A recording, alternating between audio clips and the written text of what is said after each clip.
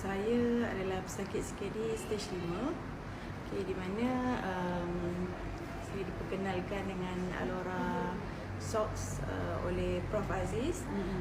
Alhamdulillah hari ini ada kemajuan. Selalu saya naik tangga, mengah. Rasa macam nak mati tau, dia punya nafas tu tak sampai. Alhamdulillah hari ini tak ada apa-apa, okey. Macam saya sihat dulu. Dah berapa lama dah pakai Alora Pants ni? Start kena CKD hari tu bulan 3, bulan 4 saya pakai. Dah bulan ni bulan keempat. Dah masuk bulan kelima lah. Bulan kelima. Okey, Penerihan ni pesakit CKD, sakit buah pinggang stage 5. Bila dapat tahu kena CKD? Bulan 3 tahun ni, bulan 3. Masa tu tadi kita ada borak-borak sikit, kata bacaan urea tinggi, Urea kreatinin 34, kreatinin 1002. 1002 kreatinin, urea 34, sangat tinggi. Sangat tinggi. Masa Lemah. tu apa Nuraihan rasa masa tu? Sebab muda lagi. Time tu saya rasa macam saya tak layak lah untuk dialisis.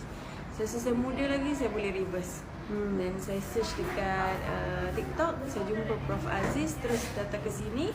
Di sini saya diperkenalkan dengan rawatan Neo berserta Shiruto, Alora dengan susu PBP. Okey. Ketiga ni membantu saya. Membantu. Keadaan Nuraihan sekarang tadi lepas makan Shiruto tu kata lebih bertenaga. Alhamdulillah, naik tangga tak ada apa-apa. Selalu mengah. Mengah macam tak ada nafas. Bertenaga lepas makan Shiruto. Dah berapa lama amalkan Shiruto? Shiruto start datang Neo bulan 4 sampai sekarang. Sampai sekarang. Sekarang bacaan Otak lah. Oh ya, masya-Allah. Dekat ni happy user jugalah ni.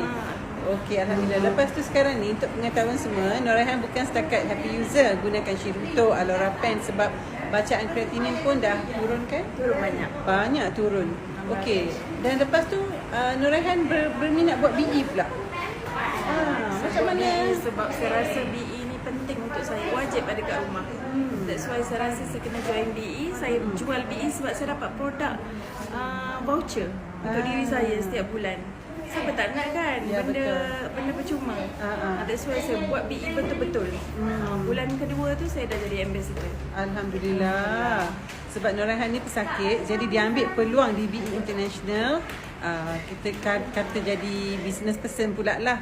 Share manfaat kesihatan tu sambil tu boleh guna untuk diri sendiri kan.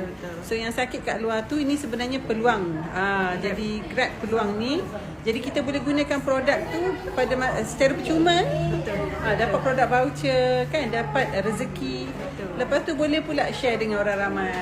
Betul. Itu yang paling kita nak lah bila join BE. Bukan setakat untuk tolong diri kita, tolong orang kat luar sana sekali. Betul. Okey, terima kasih Nuraihan. Selamat maju jaya.